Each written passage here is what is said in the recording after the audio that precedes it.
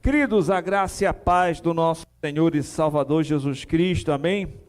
É uma grande honra estar com vocês mais um domingo, dia do Senhor, para considerarmos a palavra de Deus. Nesse momento, nós vamos dar sequência em nossa série de exposições em Apocalipse, caminhando já para o final, né? Nós estamos já no capítulo 20, acaba no 22, né? Então falta pouca coisa, já temos, hoje acho que é o sermão de número 33, se eu não me engano, mas hoje nós vamos considerar o capítulo 20, e nesse capítulo nós vamos observar a 7ª sessão paralela do livro de Apocalipse.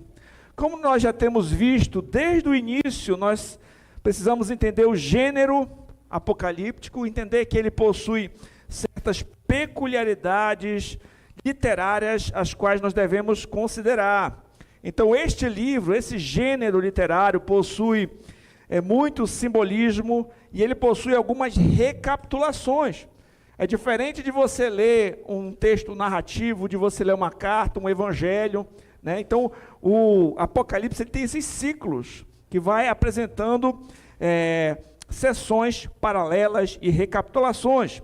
E nós notamos que cada uma dessas sessões, cada uma dessas recapitulações, considera o período entre a primeira e a segunda vinda de Cristo, enfatizando diferentes aspectos.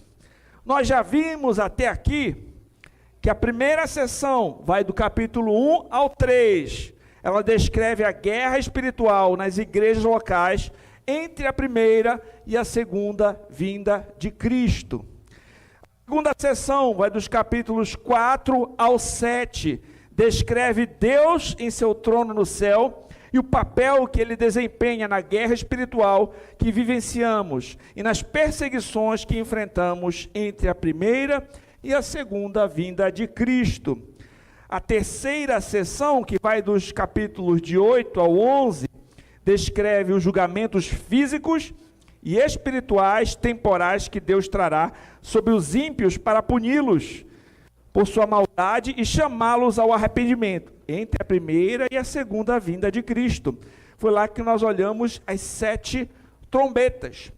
Dos capítulos 12 ao 14, nós temos a 4ª sessão. Ali descreve Satanás e seus ajudantes que trabalham em oposição e perseguição a Cristo e o seu povo, entre a primeira e a segunda vinda de Cristo. Somos apresentados nessa sessão ao dragão, a besta, o falso profeta e a Babilônia, e aqueles que receberam a marca da besta.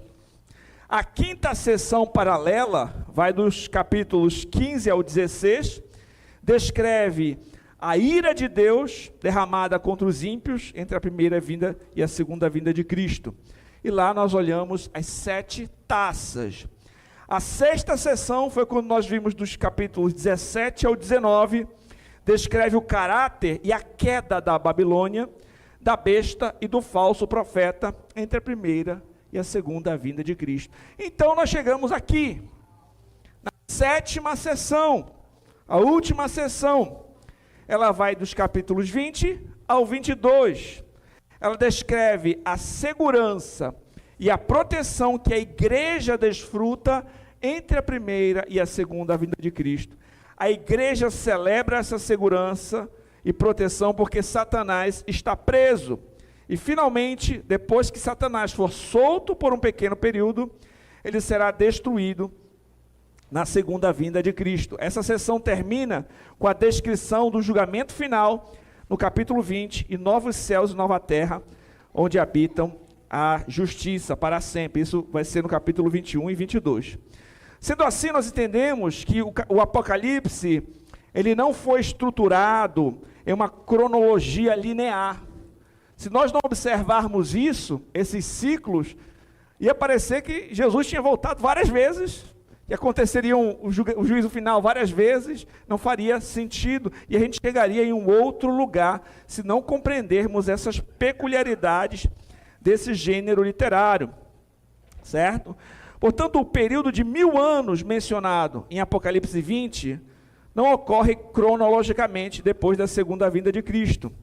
O que ocorre nesses capítulos é semelhante ao que nós vemos no capítulo 11, que vai do versículo 15 ao 19, que descreve a segunda vinda de Cristo, e o capítulo 12, que fala do seu nascimento. Então, o que acontece aqui é semelhante ao que nós já vimos atrás, em uma sessão que terminou com a segunda vinda de Cristo, e na sessão posterior fala do seu nascimento, certo? Então, é importante nós entendermos isso, e agora eu convido você a nós lermos o texto e considerarmos a exposição.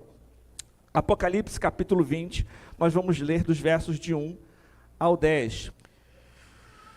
Então, vi descer do céu um anjo, tinha na mão a chave do abismo e uma grande corrente. Ele segurou o dragão, a antiga serpente, que é o diabo, Satanás, e o prendeu por 1000 anos. Lançou-o no abismo, fechou e pôs selo sobre ele, para que não mais enganasse as nações, até se completasse os 1000 anos. Depois disso é necessário que ele seja solto por pouco tempo. Vi também tronos, e nestes sentaram-se aqueles os quais foi dada autoridade de julgar. Vi ainda as almas dos decapitados por causa do testemunho de Jesus, bem como por causa da palavra de Deus, tantos quantos não adoraram a besta, nem tampouco a sua imagem, e não receberam a marca na fronte e na mão. Viveram e reinaram com Cristo durante 1000 anos. Os restantes dos mortos não reviveram até que se completasse os 1000 anos. Esta é a primeira ressurreição. Bem-aventurado e santo aquele que tem parte na primeira ressurreição. Sobre esses, a segunda morte não tem autoridade. Pelo contrário, serão sacerdotes de Deus e de Cristo, e reinarão com ele os 1000 anos. Vamos ao Senhor em oração. Santo Deus e Pai Todo-Poderoso, coloco diante de Ti, Senhor, as nossas vidas, estamos diante da Tua santa palavra, ela que é a lâmpada para os nossos pés, ela que é luz para o nosso caminhar, ela que é alimento para a nossa alma, Senhor. Pai, nesse momento nós vamos considerar esse sermão. Eu te peço, Senhor, que o Senhor desvende, Senhor, os nossos olhos, para contemplarmos as maravilhas da Tua lei. Eu reconheço a minha total necessidade de Ti, Senhor. Eu te peço, eu te suplico, usa-me como um instrumento Teu para expor com fidelidade a Tua palavra, Senhor, a Tua igreja que aqui se reúne. Eu te peço, Senhor, em nome de Jesus Cristo. Amém. Queridos, então nós vimos aqui um pouco a respeito das sessões paralelas de Apocalipse. Eu trouxe uma citação de um autor que fala sobre essas sessões, que ele disse o seguinte: cada sessão paralela termina com a segunda vinda de Cristo e declarações sobre o julgamento final e o estado eterno. Então começo da próxima sessão, começa com os eventos de volta à terra, que começam com a primeira vinda de Cristo, e que são características de toda a era. Isso é exatamente o que vemos no capítulo 19 e no capítulo 20. Então, nós entendemos que é dessa forma que o Apocalipse é descrito, é que aparece aqui a revelação do Apocalipse. Todavia, existem outras visões sobre o período milenar. Quando nós falamos sobre esse texto, vale a pena nós entendermos que os diversos teólogos de diversas correntes diferem entre a interpretação deste capítulo. Eu gostaria de apresentar para vocês as principais correntes e vou dizer qual é a que eu sou mais inclinado e o motivo pelo qual eu entendo que essa é a melhor maneira de interpretar este texto. As três principais visões são, em primeiro lugar, o pré-milenismo. O pré-milenismo é a visão que a segunda vinda de Cristo precede o milênio e que ele reinará pessoalmente e fisicamente na terra durante 1000 anos. Ou seja, essa visão entende que Jesus Cristo vem, então ele vai reinar na terra por 1000 anos antes da consumação de todas as coisas. Esses aí são os pré-milenistas. Eles interpretam o texto de Apocalipse de forma contínua, cronológica, e também o milênio que aparece aqui, esses 1000 anos, de forma literal. É assim que eles interpretam. A minha dificuldade com o pré-milenismo é que, compreendendo o gênero literário que estamos lidando, devemos entender que o texto apresenta simbolismo. Nós vemos símbolos em relação a números, cores, imagens, e vimos também que o texto ele tem recapitulações. Desconsiderar esses pontos pode facilmente nos levar ao erro.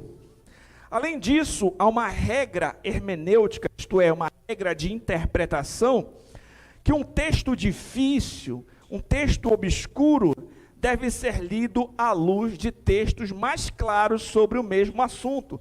Se eu encontro um texto na Escritura que é de difícil interpretação, o que eu devo fazer? Observar o que outras passagens mais claras sobre o mesmo assunto nas Escrituras dizem, e então ler essa passagem à luz dos outros textos mais claros. E quando nós aplicamos essa regra a Apocalipse 20, nós não chegamos em um milênio literal.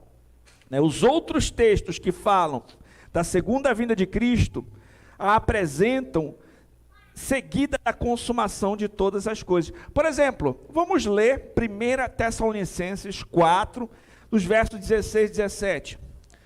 A palavra de Deus diz assim: porquanto o Senhor mesmo, dada a sua palavra de ordem, ouvida a voz do arcanjo, ressoada a trombeta de Deus, descerá dos céus, os mortos em Cristo ressuscitarão primeiro, depois nós, os vivos, os que ficarmos, seremos arrebatados juntamente com eles entre nuvens para encontro do Senhor nos ares. E assim estaremos para sempre com o Senhor.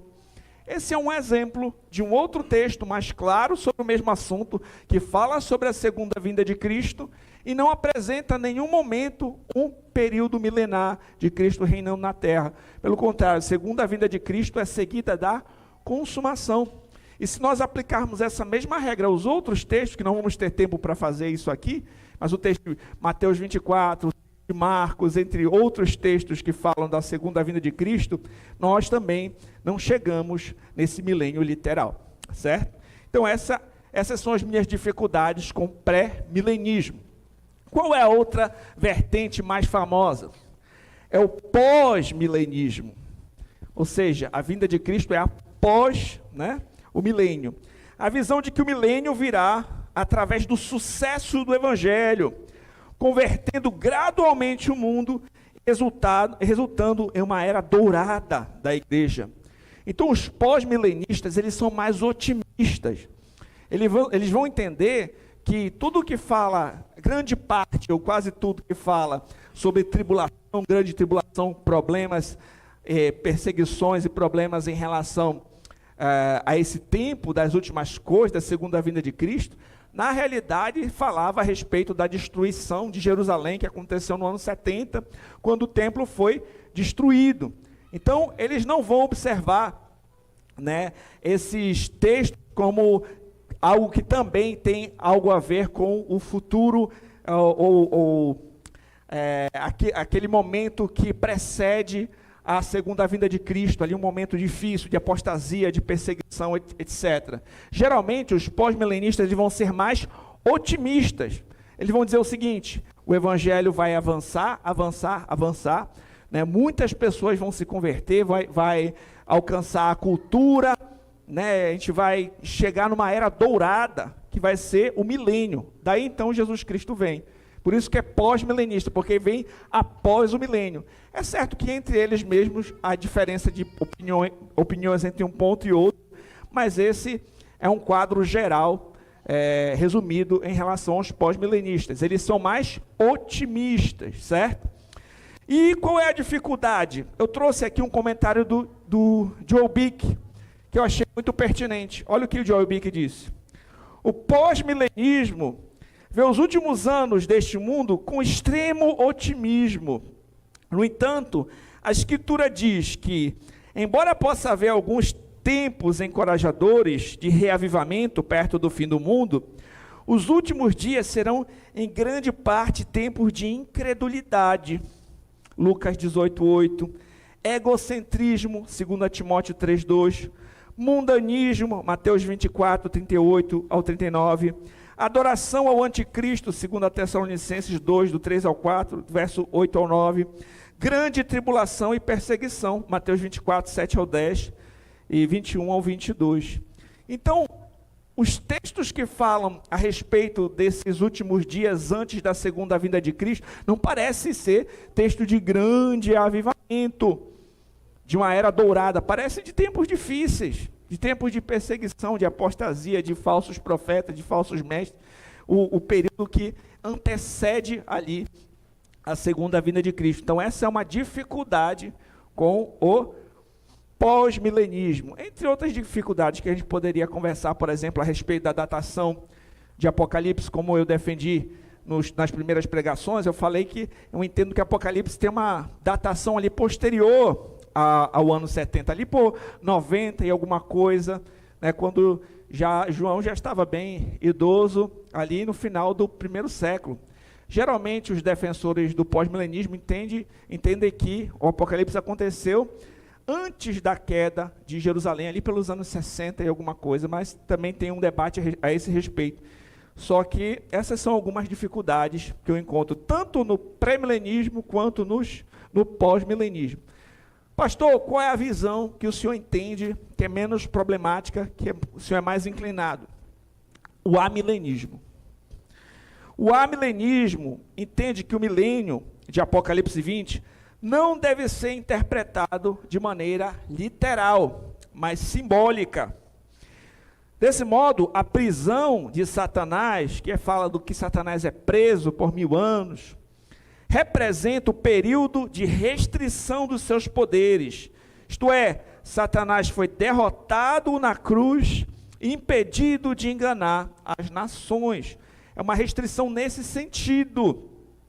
Os santos que já morreram, já reinam com o Senhor, e Satanás será solto por pouco de tempo, um pouco antes da segunda vinda de Cristo, e será seguido pelo juízo final. Portanto, os 1000 anos simbólicos retrata o período da missão da igreja no mundo para proclamar o evangelho a toda a criatura. Essa visão me parece casar melhor tanto com o gênero literário apocalíptico e com o enredo das escrituras de uma forma geral. Portanto, eu sou mais inclinado à visão amilenista e vou apresentar o texto nessa perspectiva que eu falei aqui. Então vocês entendem que é um debate, é uma área que nós temos que ter humildade para apresentar. Eu mostrei os motivos pelo qual eu tenho dificuldade com outras visões e o motivo pelo qual eu sou mais inclinado e acho que essa visão tem menos problemas, certo? E parece encaixar melhor com o todo das Escrituras. E eu vou considerar esse texto em 3 partes. Em primeiro lugar, a prisão do dragão, versos de 1 a 3. É uma descrição do período do milênio na terra e a prisão de Satanás. Segundo, o reinado dos santos, versos 4 ao 6. É uma descrição do período milenar no céu, onde as almas dos crentes estão reinando com Cristo, acontecendo cronologicamente ao mesmo tempo. Terceiro, Satanás é solto e derrotado, versos 7 ao 10. É uma descrição da conclusão do período milenar na terra e o fim desta era. Quando eu falo período milenar, é nessa perspectiva, não entendendo de forma literal, mas entendendo o significado que eu apresentei. Então vamos observar primeiro a prisão do dragão, versos de 1 ao 3. Então, vi descer do céu um anjo, tinha na mão a chave do abismo, uma grande corrente. Ele segurou o dragão, a antiga serpente, que é o diabo, Satanás, e o prendeu por 1000 anos, lançou-o no abismo, fechou e pôs selo sobre ele, para que não mais enganasse as nações, até se completarem os 1000 anos. Depois disso, é necessário que ele seja solto pouco tempo. Os versículos de 1 ao 3 explicam que no início dessa era, da nova aliança, Satanás será preso. A nossa confissão de fé fala no capítulo 1 ao 9 o seguinte: a regra infalível de interpretação da Escritura é a própria Escritura. Portanto, quando houver uma questão sobre o verdadeiro e pleno sentido de qualquer Escritura, que não é múltiplo, mas único, esse pode ser investigado por meio de outros textos que expressem mais claramente. Era isso que eu gostaria de começar a fazer com vocês agora. Estamos diante de um texto que é debatido, 3 perspectivas, mas vamos aplicar esta regra. Vamos observar outros textos que falam sobre esse assunto, que podem trazer luz para nós, e nós vamos observar como eles clareiam nossa percepção a respeito da passagem. Abra comigo Mateus capítulo 12, o verso 22 ao 29, nós lemos. Mateus 12, 22 ao 29.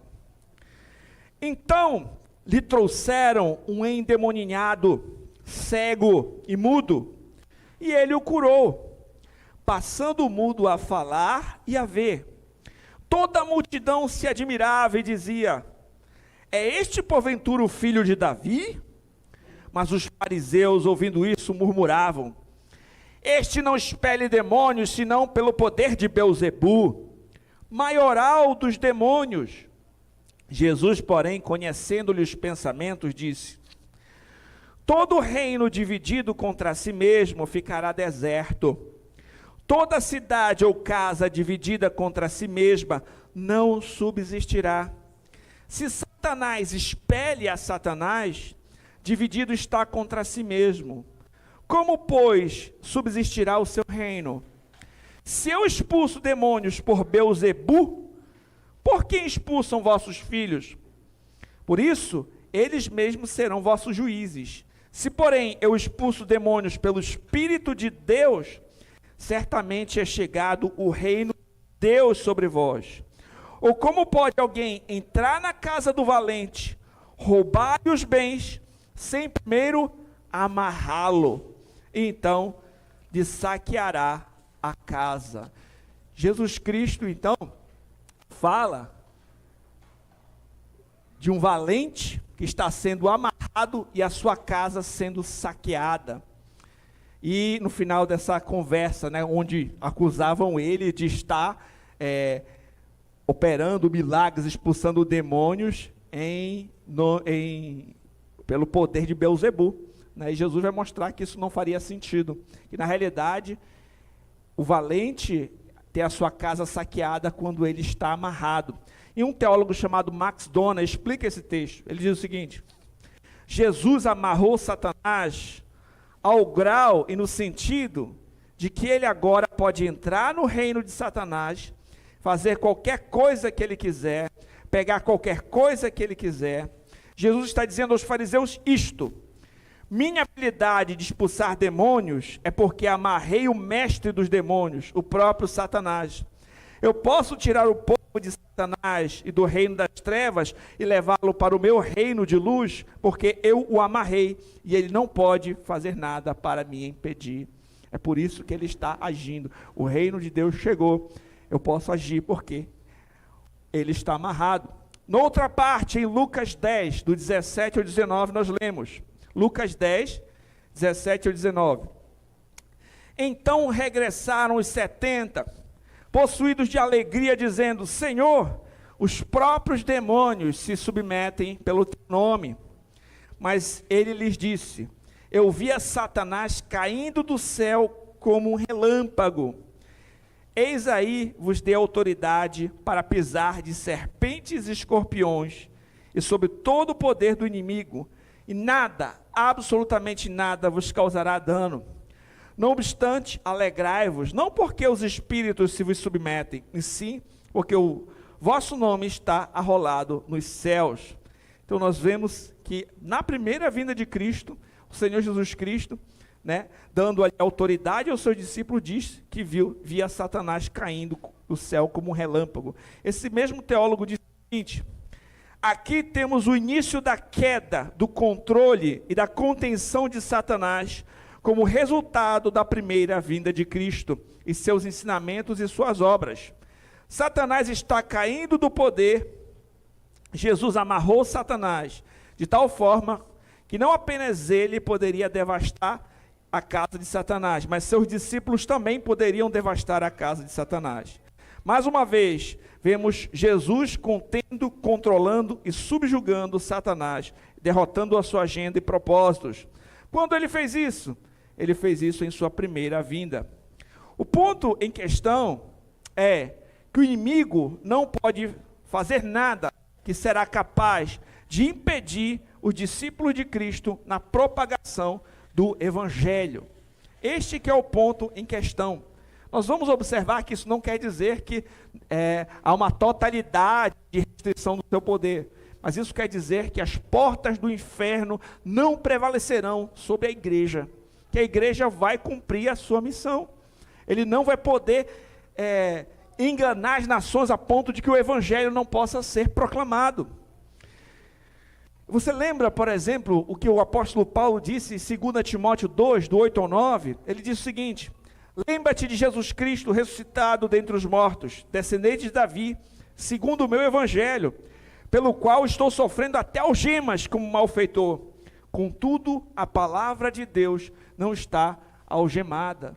Ele vai querer agir, com certeza, é óbvio. Vai ter perseguição, vai ter dificuldade? Sim. Mas isso não vai poder impedir a propagação do evangelho. O evangelho vai ser anunciado mesmo em meio a dificuldades, a tribulações e lutas. Vocês lembram que depois do primeiro cavaleiro, quando eu falei sobre os 4 cavaleiros, vem outros. Vem um amarelo, um vermelho, preto. Tem outros cavaleiros, porque o evangelho vai ser proclamado mesmo em meio a dificuldades, a lutas, a perseguições, a pressões, a dificuldades, né? Um outro texto que nós temos que considerar é Colossenses 2, do 13 ao 15. A palavra de Deus diz assim: e a vós outros, que estáveis mortos pelas vossas transgressões e pela incircuncisão da vossa carne, vos deu vida juntamente com ele, perdoando todos os nossos delitos, tendo cancelado o escrito de dívida que era contra nós e constava de ordenanças, o qual era prejudicial, removeu inteiramente, encravando na cruz, despojando os principados e as potestades publicamente, os expôs ao desprezo, triunfando deles na cruz. Olha o que é dito aqui, o que acontece na cruz. Cristo paga o nosso escrito de dívida e os principados e potestades são despojados. Cristo triunfa sobre eles. A primeira vida de Cristo já marca a inauguração do reino do Senhor e já marca o começo dessa vitória. Nós já estudamos aqui que o reino de Deus, ele acontece em 2 etapas. É o já, ou seja, o reino de Deus já está entre nós, mas ainda não na sua plenitude. Cristo já reina, mas aguardamos a sua segunda vinda. Satanás já teve os seus poderes restritos, mas ele ainda vai ser lançado no lago de fogo. Então nós precisamos entender em que momento nós estamos e o que marca esse texto daqui. Na cruz, Cristo pagou a nossa dívida, despojou Satanás e seus demônios e triunfou sobre eles. Nós notamos que acontece ali é o cumprimento da profecia de Gênesis 3,15, que um descendente da mulher iria esmagar a cabeça da serpente. Hebreus 2,14 diz: visto pois, que os filhos têm participação comum na carne, de carne e sangue, deste também ele, igualmente, participou, para que, por sua morte, destruísse aquele que tem poder da morte, a saber, o diabo. Pela morte de Cristo, ele destruiu aquele que tem poder da morte, isto é, o diabo. Em 1 João 3,8 lemos: para isso se manifestou o Filho de Deus, para destruir as obras do diabo. Portanto, nós entendemos que essa prisão de Satanás, mencionada em Apocalipse 20, não é algo que ainda acontecerá lá no futuro, mas é algo que começou na primeira vinda de Cristo e deve ser interpretado de maneira simbólica. O abismo, a corrente, são símbolos dessa primeira derrota de Satanás, são símbolos da restrição dos seus poderes, né? Não é algo literal, Satanás é um ser espiritual, a gente não tem que pensar num cadeado, uma corrente grande, de forma literal, mas é um símbolo ele teve os seus poderes restritos, certo? E o período que nós estamos agora, é o período que a igreja é comissionada a fazer discípulos de todas as nações. Cristo já venceu, já tem autoridade e comissionou a igreja. Cristo disse: toda a autoridade me foi dada no céu e na terra. Ide, portanto, fazei discípulos de todas as nações, batizando em nome do Pai, do Filho e do Espírito Santo, ensinando-os a guardar todas as coisas que vos tenho ordenado. Eis que estou convosco todos os dias até a consumação dos séculos. Cristo já tem autoridade sobre céus e terra, e ele manda agora fazer discípulos de todas as nações. A gente já conversou aqui que a antiga aliança era uma aliança nacional com a nação de Israel. As outras nações, em grande parte, quase na sua totalidade, estavam ali em cegueira, em idolatria, podendo ver algum vislumbre ali em Israel. Mas agora, na nova aliança, Cristo diz: toda a autoridade me foi dada no céu e na terra, façam discípulos de todas as nações. Aquele muro de separação que existia entre judeus e gentios é derrubado. Cristo tem eleitos de toda parte. O Satanás não vai poder manter as nações em cativeiro. O evangelho será pregado. Obviamente, meus irmãos, a prisão de Satanás não significa completa inatividade, é óbvio. Ele é como um leão que procura a quem devorar, 1 Pedro 5,8. Ele é um tentador, ele é o acusador. Ele está preso no sentido de não enganar as nações, isto é, ele não pode impedir a grande comissão. Na nova aliança, Cristo manda os seus discípulos irem ao mundo, fazerem discípulos de todas as nações, e ninguém poderá impedir essa missão. Mateus 24,14 nos diz que será pregado este evangelho do reino por todo o mundo, para testemunho a todas as nações. Então virá o fim. A própria Escritura nos dá testemunho de que isso acontecerá, que o evangelho será pregado por todo o mundo antes do fim. E o número 1000 anos também é simbólico. Isso diz respeito a um período extenso, correspondente ao período total, né, desta era da igreja. Não mais enganasse a nação até que se completasse os 1000 anos. Considerando o que a Escritura também fala sobre este termo em outras partes, nós também podemos identificar que esse termo pode ser utilizado como simbólico. 2 Pedro 3,8 diz: todavia uma coisa, amados, que não deveis esquecer, que para o Senhor um dia é como 1000 anos, e 1000 anos como um dia. Salmo 94, porque 1000 anos aos teus olhos como o dia de ontem que passou, como a vigília da noite. Portanto, nós não precisamos interpretar sempre os números de forma literal, como a gente vê no Apocalipse 7, 7 igrejas, 7 cartas, tem números que representam perfeição, totalidade, um grande período de tempo. Então cada número tem a sua interpretação, e a gente precisa observar à luz do contexto o que é melhor nós identificarmos como aquele número. E eu trouxe aqui uma citação de William Hendrickson que diz: repetimos, o diabo não está preso em todos os sentidos, sua influência não está totalmente destruída. Ao contrário, dentro da esfera na qual é permitido Satanás exercer sua influência para o mal, ele ruge furiosamente. Um cachorro preso a uma longa corrente pode causar imenso dano dentro do círculo de sua prisão. Fora desse círculo, porém, o animal não pode machucar ninguém. Interessante essa ilustração, né? Porque Satanás tem os seus poderes restritos, mas ele ainda faz muito estrago. Então imagine um cachorro numa corrente, né? Até onde a corrente vai, ali, onde ele pode alcançar, ele causa muito dano. Mas não quer dizer que ele pode fazer o que ele quiser em qualquer lugar, né? Ele tem uma restrição da sua atuação. E Satanás tem uma restrição também. Ele não pode, né, frear a obra, né, não pode parar, impedir a obra missionária da igreja. Satanás não pode impedir a propagação do evangelho. Mesmo diante de pressões, perseguições, o evangelho tem sido propagado. Há uma frase interessante ali do começo da era cristã, que é: o sangue dos mártires é semente da igreja. Então, se você for observar os primeiros séculos, a intensa perseguição que os cristãos sofreram, daria a gente a pensar, poxa, a igreja vai acabar. Tanta perseguição, os crentes sendo colocados como tochas humanos, entregue às feras no Coliseu, né, sendo mortos. Só que sabe o que estava acontecendo nesses contextos?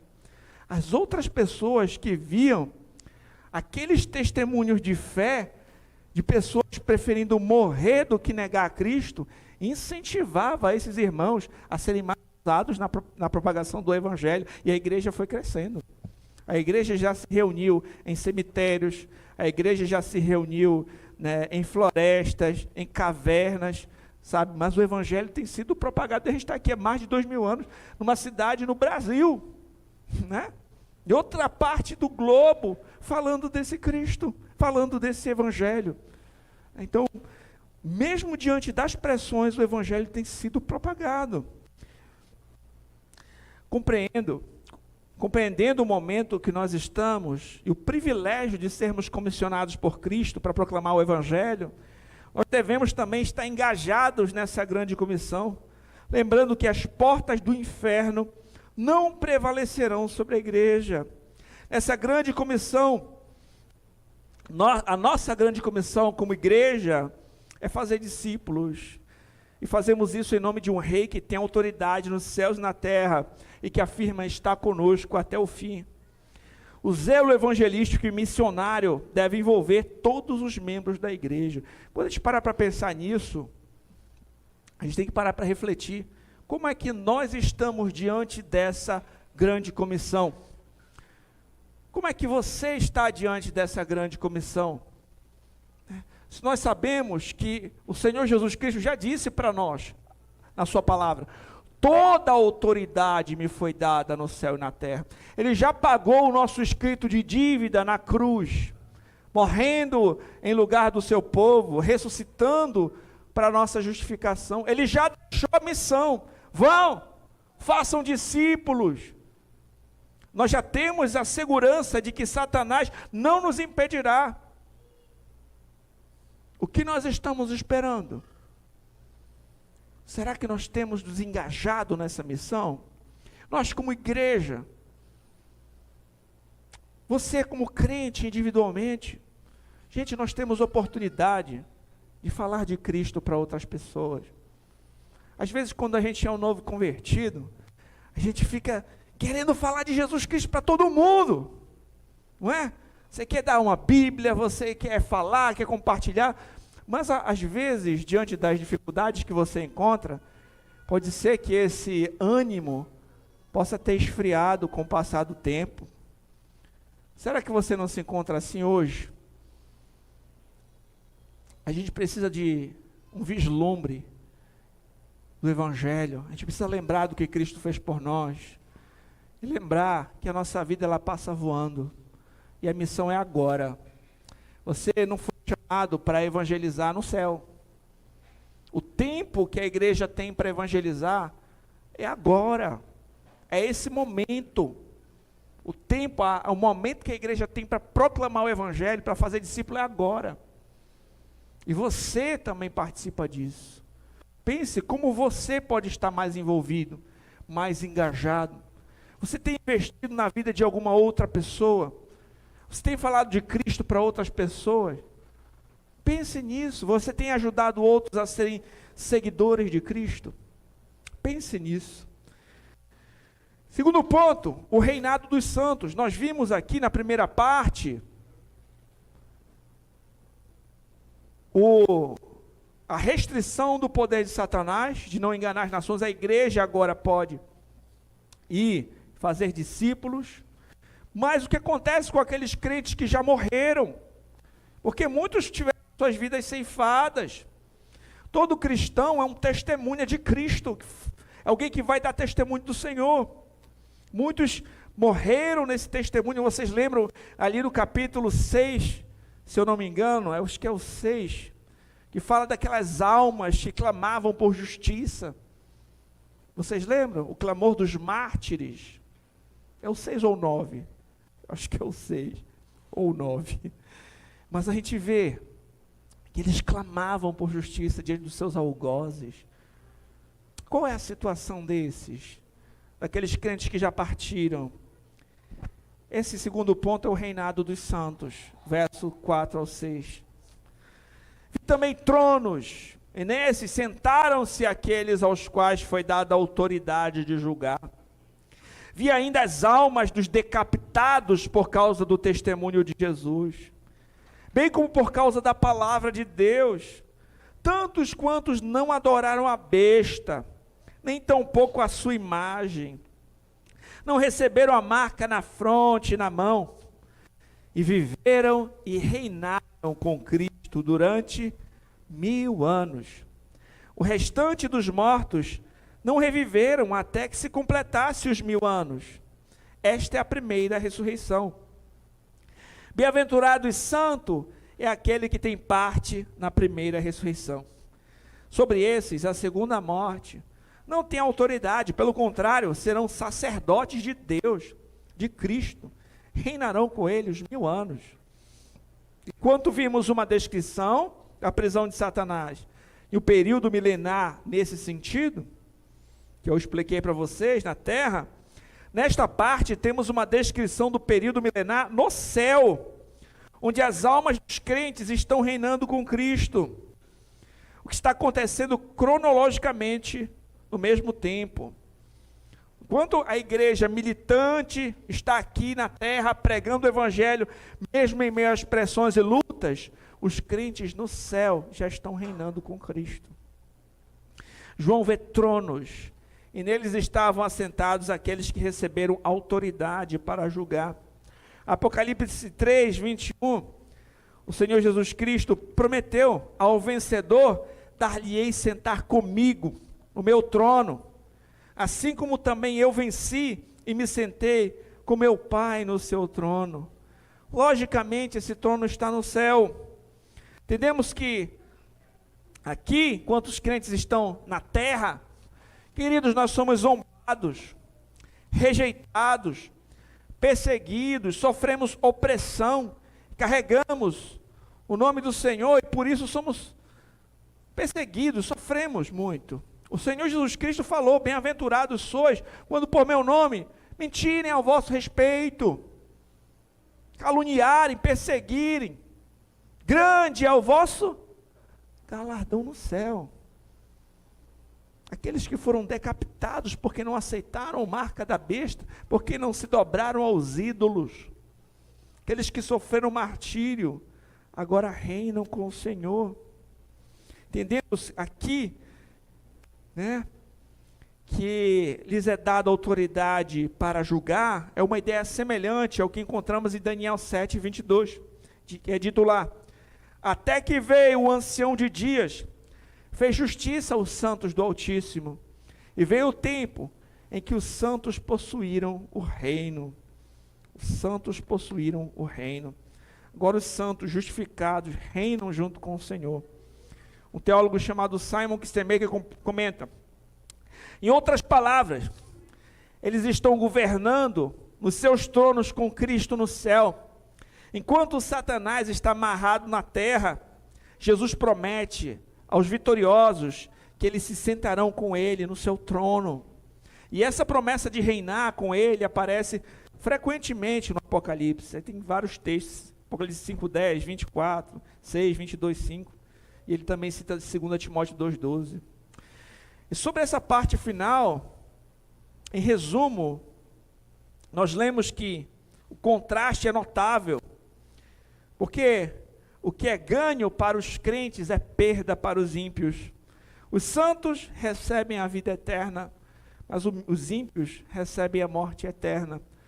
E ele traz um resumo aqui sobre essa questão do destino dos crentes e do destino dos ímpios. Ele diz: a primeira morte física dos santos resulta na ressurreição espiritual deles, que é a vida eterna. A primeira morte física dos ímpios é separação de Deus, que é a fonte da vida. A primeira morte física dos santos resulta na sua entrada no céu e o isento de sofrer a segunda morte espiritual. A segunda ressurreição física dos ímpios resulta na morte espiritual deles. A segunda morte espiritual dos ímpios é a eterna separação de Deus. A diferença entre o justo e o ímpio.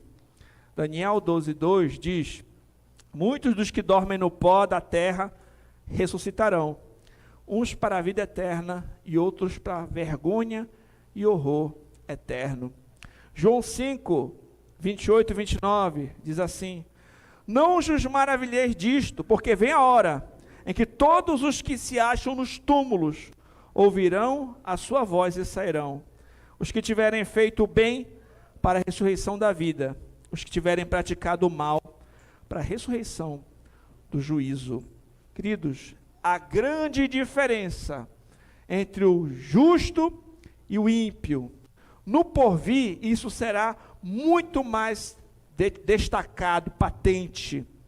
Os crentes, mesmo que sofram aqui, reinarão com o Senhor, já no céu, e por fim nos novos céus e nova terra. Enquanto os ímpios, mesmo que nessa terra eles reinem, o seu final é a condenação. De que lado você está? Você já se arrependeu dos seus pecados e depositou a sua fé em Jesus Cristo? Nós estamos falando de vida eterna. Só tem dois caminhos no final das contas. E só há um caminho para a cidade celestial. Esse caminho é Jesus Cristo. Aqueles que confiam em Jesus Cristo, mesmo que sofram aqui, as suas dores e aflições não têm como se comparar com a glória que há de ser revelada. Mesmo que seja dureza este mundo, a Escritura diz que todas as coisas cooperam para o bem daqueles que amam a Deus. Mesmo que seja luta e dor e sofrimento, o Senhor Jesus Cristo disse que estaria conosco todos os dias da nossa vida até a consumação dos séculos. Você lembra o que aconteceu com Estevão? Ele estava sendo um fiel pregador do Senhor, testemunha do Senhor. Ele estava pregando a verdade. O que fizeram com ele? Apedrejaram ele até a morte. Mas ele olhou para cima, ele viu a glória de Deus e Jesus Cristo à sua destra, e foi recebido, e reina com o Senhor. A palavra sendo pregada aqui, diante de perseguições, mas ele agora está reinando com o Senhor. Nós vemos aqui essas duas partes, não é? Nesse texto. E nós vamos observar dos versos 7 ao 10, que um pouco antes da segunda vinda de Cristo, haverá um tempo em que Satanás será solto por um breve tempo. Vai ter um tempo que esse período, né, da propagação do evangelho, tudo, vai chegar um tempo que Satanás será solto, que a situação vai piorar. Quando, porém, se completarem os 1000 anos, Satanás será solto da sua prisão, sairá a seduzir as nações que há nos 4 cantos da terra, Gog e Magog, a fim de reuni-las para a peleja. O número dessas é como a areia do mar. Marcharam então pela superfície da terra, sitiaram o acampamento dos santos, a cidade querida. Desceu, porém, fogo do céu, e os consumiu. O diabo, o sedutor deles, foi lançado para dentro do lago de fogo, enxofre, onde já se encontram não só a besta, como também o falso profeta. Serão atormentados de dia e de noite pelos séculos dos séculos. Essa parte é uma descrição da conclusão do período milenar na Terra e o fim dessa era. No fim dos tempos ele será libertado, mas apenas para finalmente encontrar sua destruição final. Mateus 24, 22, fala de grande tribulação e fala de dias que serão abreviados, né? Então, quando a gente fala assim de 1000 anos, aí depois fala de pouco tempo, né? Ele será solto, mas não é por muito tempo, em comparação com esses 1000 anos.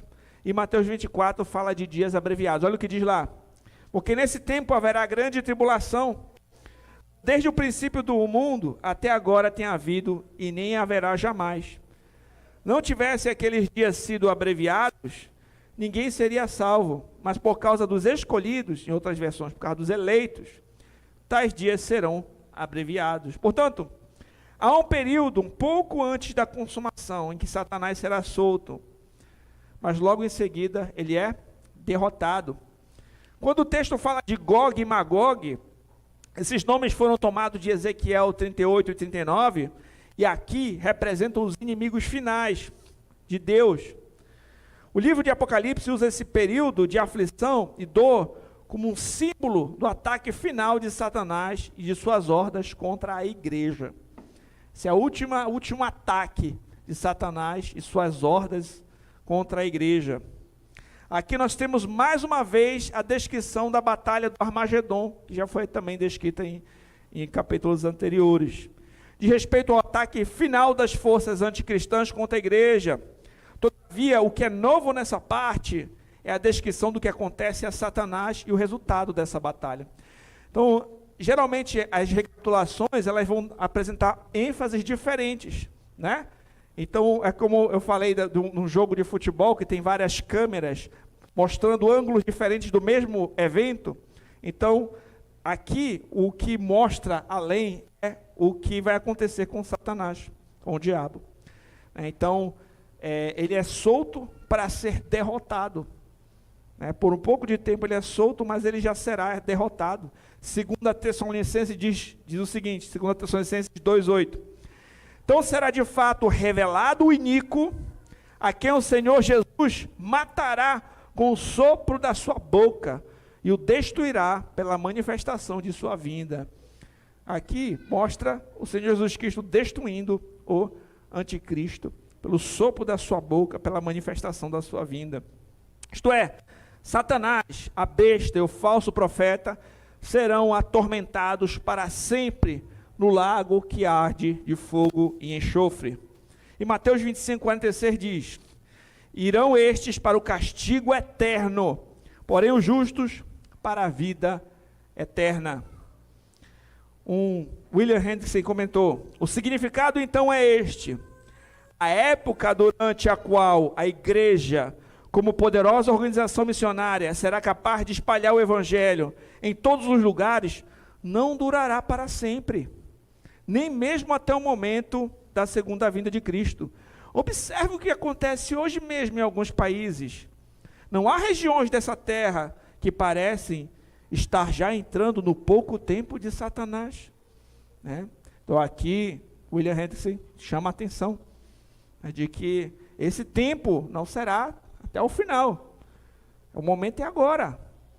Será que não tem nações que já estão até aparentemente entrando nesse pouco tempo?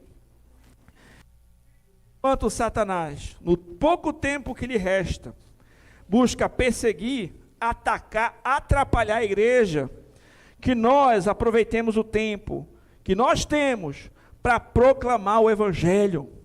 Que como o apóstolo Paulo, eu e você possamos dizer: porém nada considero a vida preciosa para mim mesmo, contanto que complete a minha carreira e o ministério que recebi do Senhor Jesus Cristo, do Senhor Jesus, para testemunhar o evangelho da graça de Deus. Será que você pode dizer também, ai de mim se não pregar o Evangelho? Vamos aproveitar essa oportunidade, a missão que nos foi dada. E para concluir, eu lembro que quando falamos sobre escatologia, especialmente sobre o milênio, é possível que exista discordância em um assunto secundário ou outro. Escatologia não é tão simples e nós temos que ter humildade quando tratamos desse assunto. Todavia, eu concordo com o reverendo Augusto Nicodemos, quando ele diz que, de todas essas linhas que eu mencionei para vocês, tem alguns assuntos que todos concordam. Isto é, tanto pré-milenistas, pós-milenistas, amilenistas, concordam com aquilo que é central. Isto é, todos concordam que Jesus Cristo vai voltar. Todos concordam que Jesus Cristo vai julgar vivos e mortos. Todos concordam que haverá ressurreição dos mortos. Todos concordam que Satanás será julgado e condenado. E todos concordam que haverá tempo de paz e prosperidade. Só que uns chamam de milênio e outros vão dizer que já são os novos céus e nova terra, depois da segunda vinda de Cristo. É fundamental sabermos que os eventos acima vão acontecer, embora tenhamos diferenças em compreender o como, quando, ou a relação entre eles, concordamos naquilo que é essencial. Um teólogo certa vez disse o seguinte: mas você notou o que cada uma dessas visões tem em comum? Qualquer posição que alguém possa tomar, no final, todos concordamos uma coisa: Jesus vence. Quando a história chegar ao fim, todo joelho se dobrará, toda língua confessará que Jesus Cristo é Senhor. Quando a história chegar ao fim, todos os seus inimigos terão sido colocados por estrados dos seus pés. Quando a história chegar ao fim, não haverá mais lágrimas, nem doença, nem morte. Quando a história acabar, aquilo que agora somos chamados a buscar, o reino de Deus, será consumado. Aquilo que buscamos será encontrado em toda a sua glória, em toda a plenitude, toda a sua plenitude. Certa vez, alguém disse, e eu digo para vocês: viva como se Jesus tivesse morrido ontem, ressuscitado hoje e fosse voltar amanhã.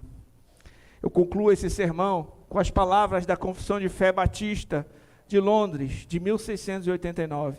Nossa confissão diz assim: Cristo deseja que estejamos bem persuadidos de que haverá um dia de juízo, para que os homens se afastem do pecado e para a maior consolação dos piedosos em sua adversidade.